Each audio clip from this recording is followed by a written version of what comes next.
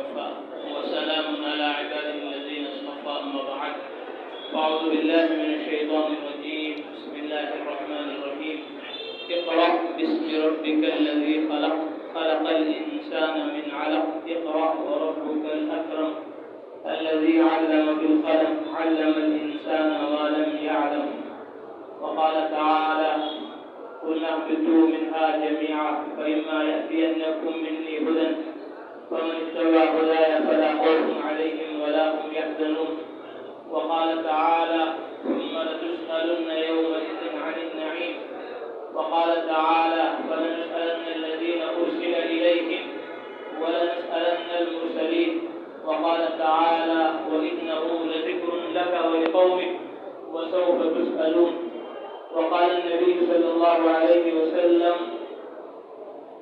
طلب العلم فريضة على كل مسلم وقال النبي صلى الله عليه وسلم بلغوا عني ولو آية وقال النبي صلى الله عليه وسلم إن للمساجد أوتادا الملائكة جلساؤهم إن غابوا يفتقدونهم وإن مرضوا عادوهم وإن كانوا في حاجة أعانوهم وقال صلى الله عليه وسلم جليس المسجد على ثلاث خصال أخ مستفاد أو كلمة محكمة أو رحمة منتظرة وقال النبي صلى الله عليه وسلم من جاء مسجدي هذا لم يأته إلا لخير يتعلمه أو يعلمه فهو بمنزلة المجاهد في سبيل الله ومن جاء لغير ذلك فهو بمنزلة الرجل ينظر إلى متاع غيره وقال النبي صلى الله عليه وسلم الغدو والرواه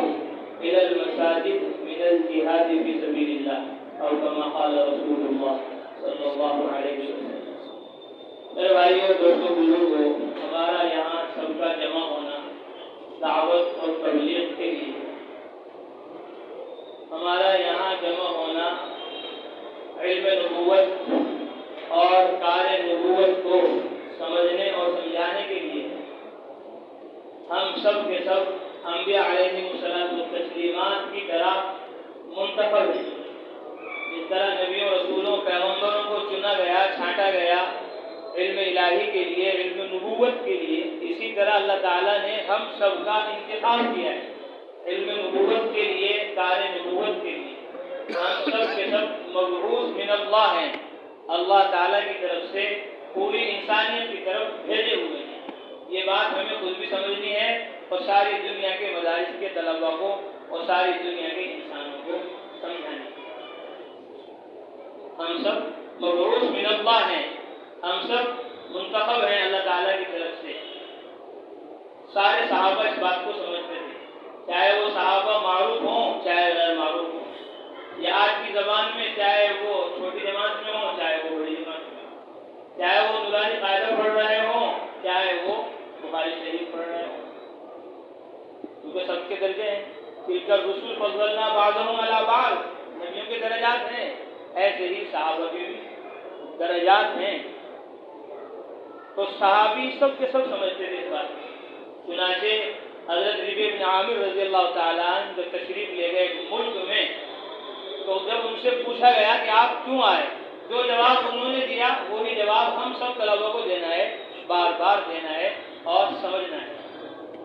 ان سے کہا آپ کیوں آئے ہمارے یہاں اس شہر میں ہمارے علاقے میں ہمارے ملک میں جیسے آپ سے پوچھا جائے کہ آپ یہاں کیوں آئے ہیں مانند گاؤں میں آپ کیوں آئے ہیں مدرسے میں آپ کیوں آئے ہیں. تو صحابی نے فرمایا اللہ تعالیٰ ہم آئے نہیں اللہ نے ہمیں بھیجا ہے. اللہ نے ہمیں بھیجا ہے مدرسے والوں نے نہیں بھیجا تبلیغ والوں نے نہیں بھیجا امیر صاحب نے نہیں بھیجا حضرت محمد مصطفیٰ صلی اللہ علیہ وسلم نے نہیں بھیجا اللہ نے بھیجا ہے.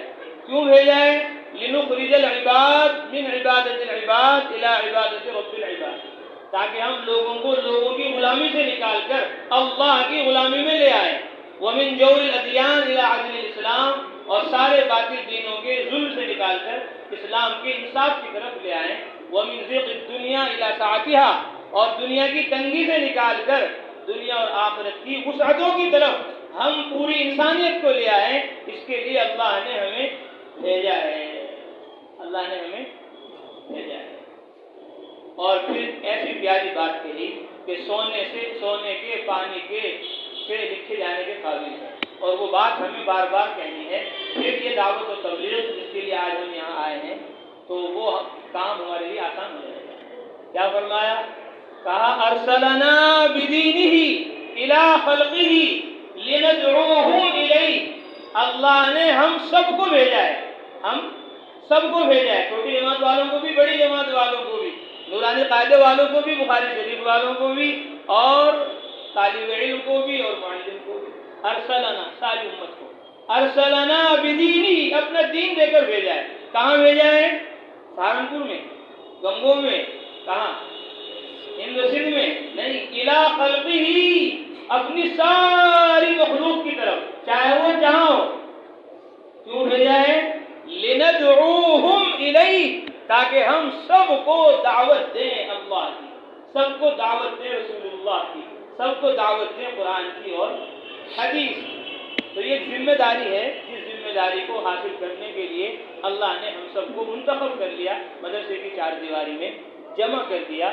اب ہمارا پڑھنا قرآن کا، اور ہمارا پڑھنا حدیث کا، اور ہمارا پڑھنا سنت اور شریعت کا، وہ اس لیے ہے تاکہ یہ پورا قرآن حدیث ہماری زندگی میں آ جائے، اور ہمارے ذریعے سے تمام طلبہ میں قرآن اور حدیث علمی عملی طور پر زندہ ہو جائے، اور ہمارے ذریعے سے یہ قرآن و حدیث علمی عملی طور پر ہمارے مدرسے کے اطراف کے سارے گھروں میں ہو جائے، اور ہمارے مدرسے کے اطراف کی ساری بستیوں میں ہو جائے، اور ہمارے شہر اور ہمارے صوبے اور ہمارے ملک، یہاں تک کہ پوری دنیا میں یہ قرآن و حدیث علمی عملی طور پر زندہ ہو جائے۔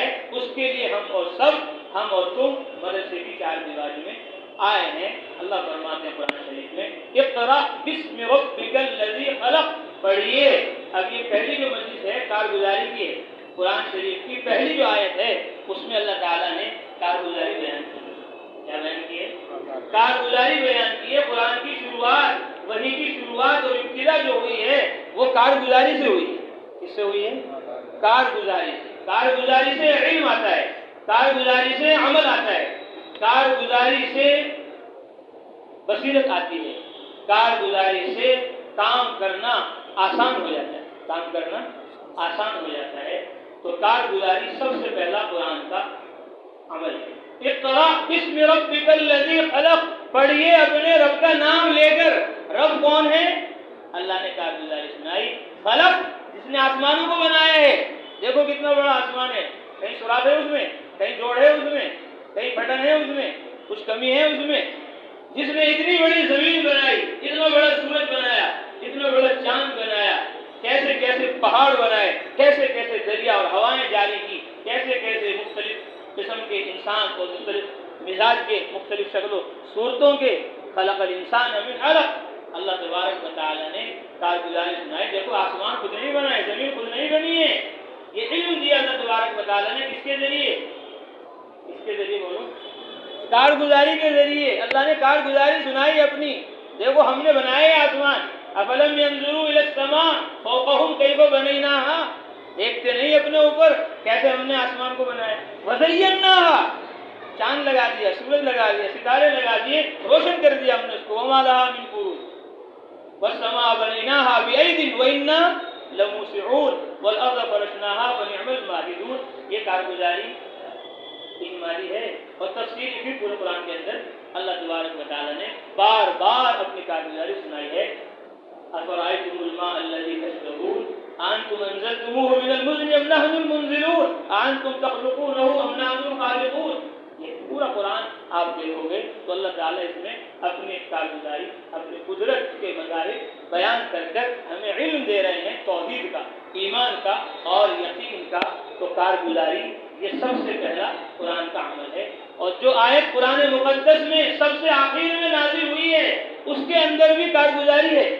سب سے آخر میں جو آیت آئی، وَاتَّقُوا يَوْمًا تُرْجَعُونَ فِيهِ إِلَى اللَّهِ ثُمَّ تُوَفَّى كُلُّ نَفْسٍ مَّا كَسَبَتْ وَهُمْ لَا يُظْلَمُونَ۔ یہ قرآن مقدس کی نازل ہونے والی سب سے آخری آیت ہے جس میں اللہ تعالیٰ نے فرمایا وَاتَّقُوا، ڈرو، بچو، تیاری کرو اس دن کی، ترجعون فیہ الی اللہ، جس دن اللہ کے سامنے لوٹائے جاؤ گے، وہاں تم سے پوری زندگانی کی کارگزاری لی جائے گی۔ لَتُسْأَلُنَّ يَوْمَئِذٍ عَنِ النَّعِيمِ وَإِنَّهُ لَذِكْرٌ لَكَ وَلِقَوْمِكَ، یہ قرآن نصیحت ہے آپ کے لیے بھی، آپ کی قوم کے لیے بھی۔ وَسَوْفَ تُسْأَلُونَ، تم سب سے پوچھا جائے گا، سوال کیا جائے گا، کارگزاری لی جائے گی۔ فَلَنَسْأَلَنَّ الَّذِينَ أُرْسِلَ إِلَيْهِمْ، رسولوں سے بھی کارگزاری ہوگی۔ وَلَنَسْأَلَنَّ الْمُرْسَلِينَ، پیغمبروں سے بھی کارگزاری ہوگی، اور جن کی طرف پیغمبر بھیجے گئے ان کی بھی کارگزاری ہوگی۔ تو دعوت اور تبلیغ یہ ساری کی ساری قرآن اور حدیث کی دعوت ہے، قرآن اور حدیث کی تبلیغ ہے، اس کو بہت سمجھنے کی ضرورت ہے۔ کل پرسوں ایک بات میں نے پڑھی اور بہت افسوس ہوا، کیونکہ ہم نے تبلیغ کو سمجھا نہیں، دعوت کو سمجھا نہیں۔ کہا بھائی جماعت میں جانا کوئی ضروری نہیں، کوئی اہم نہیں جماعت میں جانا، نہ فرض ہے، نہ واجب ہے، نہ سنت ہے، نہ مستحب ہے، موضوع ہے۔ اصل کام یہ ہے کہ امت کو عقائد ان کے درست کرائے جائیں، ان کو مسائل بتائے جائیں، ان کو گمراہی سے، جہالت اور غفلت سے نکالا جائے۔ اور تبلیغ میں کیا ہوتا ہے؟ تبلیغ میں نہ وہاں عقائد سکھائے جاتے ہیں، نہ وہاں توحید سکھائی جاتی ہے، نہ وہاں سنت سکھائی جاتی ہے، نہ وہاں نماز سکھائی جاتی ہے، نہ وہاں سنت اور شریعت کے مطابق عمل کرنے کو کہا جاتا ہے۔ کیونکہ جب اس چیز کو آدمی جانتا نہیں، اس کا دشمن ہوتا ہے۔ الناس اعداء لما جہلوا، الناس اعداء لما جہلوا۔ تو بہرحال یہ بات اس لیے عرض کرنی پڑی تاکہ ہم سمجھ جائیں کہ دعوت و تبلیغ یہ قرآن اور حدیث ہی کی دعوت تبلیغ ہے، مسئلے مسائل ہی کی تبلیغ ہے، سنت اور شریعت پر لانے ہی کی تبلیغ ہے، اس کے علاوہ تبلیغ اور کسی چیز کا نام نہیں ہے۔ تو اس لیے یہ پہلی مجلس ہماری کارگزاری کی مجلس ہوگی۔ کارگزاری کیا ہے؟ کارگزاری ہمیں اپنی مسجد کی کارگزاری دینی ہے، جو ہمارا مدرسہ ہے۔ اس مدرسے کے اندر ہمارے مدرسے کی مسجد میں کتنے طلباء مشورے میں بیٹھتے ہیں، کتنے طلباء تعلیم میں فضائل کی بیٹھتے ہیں، کتنے طلباء ہمارے ملاقاتیں کرتے ہیں کہ یہ علم و عمل قرآن و حدیث جو ہم سیکھ رہے ہیں یہ ہمارے سارے طلباء کے اندر علمی عملی طور پر آ جائے، اور پھر یہ قرآن و حدیث، سنت اور شریعت جو ہم مدرسے کی چار دیواری میں رہ کر حاصل کر رہے ہیں، اس کی دعوت عمومی طور پر دینے کے لیے ہمارے کتنے طلباء 24 گھنٹے کی جماعتوں میں، محلے میں، گاؤں میں، اطراف میں، دیہات میں جاتے ہیں، اور کتنے طلباء ہمارے رمضان المبارک میں چلے کے لیے 40 دن کے لیے گئے، کتنے طلباء ہمارے بقرعید کی چھٹیوں میں جماعت میں 10 دن کے لیے یا 3 دن کے لیے گئے، کتنے طلباء ہمارے ایسے ہیں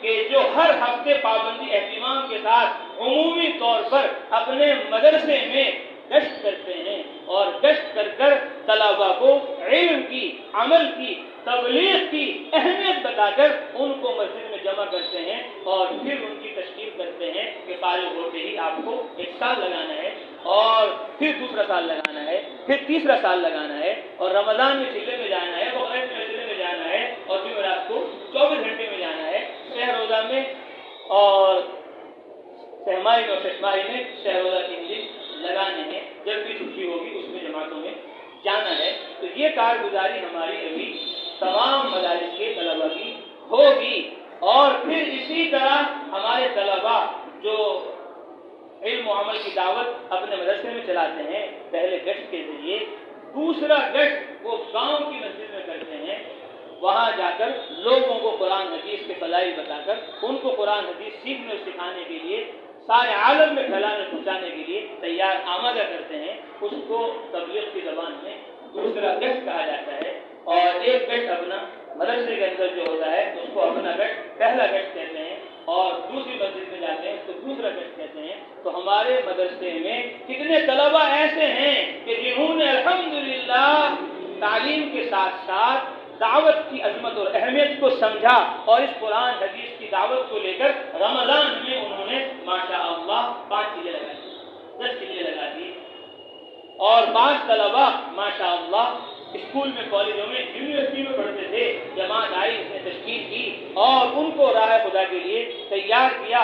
انہوں نے اسکول کی پڑھائی چھوڑی اور وہ مدرسے کے اندر داخل ہو گئے 4 مہینے لگا کر۔ ایسے بھی بہت سارے طلباء ہیں، تو ان طلباء کی کارگزاری بھی ہمیں یہاں دینی ہے کہ ہمارے مدرسے میں ماشاءاللہ اتنے طلبا 4 ماہ لگائے ہوئے ہیں، اتنے طلبا ماشاء اللہ چلہ لگائے ہوئے ہیں، اور اتنے طلبا ماشاء اللہ اس سال ہمارے مدرسے میں افتتاح میں آئے ہیں، تخصص میں آئے ہیں، اور ان کا سال لگا ہوا ہے، وہ سال لگا کر افتتاح کر رہے ہیں، سال لگا کر ادب کر رہے ہیں، سال لگا کر تخصص کر رہے ہیں، اور سال لگا کر ابھی ماشاء اللہ ہمارے مدرسے میں ان کا تقرر ہوا ہے، وہ ہمارے استاد ہیں الحمدللہ، ان کا 1 سال تبلیغ میں، دعوت میں، جماعت میں لگا ہوا ہے۔ تو اس کو کہتے ہیں کارگزاری۔ کیا کہتے ہیں اس کو؟ کارگزاری، کہ ہمارے مدرسے میں اتنے طلبا بالغ ہیں، اتنے طلبا بالغ ہیں، اور اتنے طلبا مشورے میں بیٹھتے ہیں، اتنے ملاقاتوں میں، اتنے گشتوں میں، اتنے فضائل کی تعلیم میں، فضائل اعمال، فضائل صدقات، منتخب احادیث، اس تعلیم سے آدمی کا ذہن بنتا ہے علم حاصل کرنے کا، ذہن بنتا ہے عمل کرنے کا، اور ذہن بنتا ہے ایمان و عمل کو، قرآن حدیث کو، سنت اور شریعت کو عالم میں پھیلانے اور پہنچانے کا۔ تو یہ کارگزاری بعض طلبا کے لیے نہیں ہوگی، تو یہ عام طور پر اس میں طلبا کا دل نہیں لگتا ہے، علماء کا دل نہیں لگتا ہے، عوام کا دل نہیں لگتا ہے کہ بھئی یہ کیا ہو رہا ہے، ایک پوچھ رہا ہے، ایک بتا رہا ہے، اور باقی کو کچھ خبر نہیں کیا ہو رہا ہے۔ ابھی ایک گاؤں میں ہمارا جانا ہوا، پچھلے ہفتے جوڑ تھا وہاں، تو کارگزاری ہوئی، پھر اس کے بعد بات ہوئی، تو بہت سارے لوگ چلے گئے اٹھ کر، تو امام صاحب کہنے لگے مجھے کہ یہ بات میں کرا کرو، یہ کیا کرتے ہو، یہ پوچھنا بیان کرنا کرو، مجھے تو مجھے چلتے نہیں کیا سارے باتیں، اب تو یہاں کوئی وجہ نہیں، یہ جو جوڑنا پکڑنا ہے یہ بعد میں کرنا کرو، پہلے بیان کرو، تشکیل کرو، اور پھر اپنا کام کرو۔ تو پتہ نہیں چلتا ہوں۔ تو اسی طرح ہمارے طلبا کو بھی سوچتے ہیں یہ کیا ہو رہا ہے، لیکن جب محنت کریں گے، کوشش کریں گے، تو اس میں مزہ آئے گا۔ جیسے ان طلبا کو مزہ آتا ہے امتحان میں، جن طلبا نے کتابیں ازبر یاد کی ہوئی، محنت کی ہوئی ہے، تیاری کی ہوئی ہے، اب وہ چاہتے ہیں جلدی امتحان ہو اور ہم اعلیٰ نمبر پر پاس ہو جائیں، اور جنہوں نے پڑھا نہیں، تکرار نہیں کیا، مطالعہ نہیں کیا، اساتذہ کا سبق دھیان سے نہیں سنا، وہ سوچتے ہیں کہ اچھا ہے کہ امتحان نہ ہو، اچھا ہے کہ امتحان نہ ہو، کیونکہ انہوں نے پڑھا نہیں، لکھا نہیں، تو اب ان کو امتحان میں مشکل پیش آتی ہے۔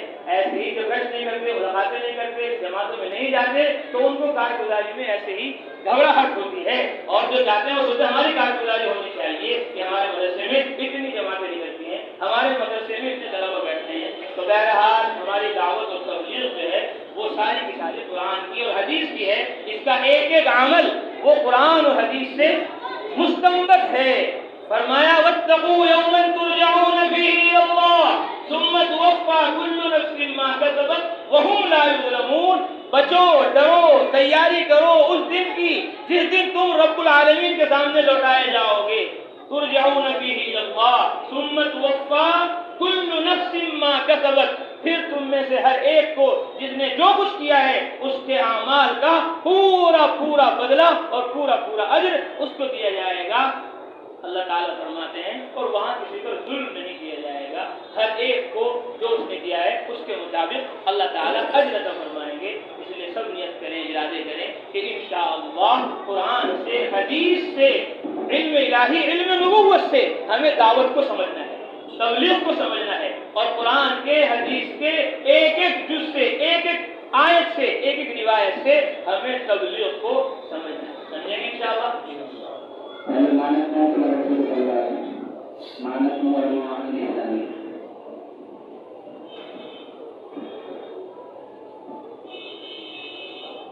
بسم اللہ الرحمن الرحیم، الحمدللہ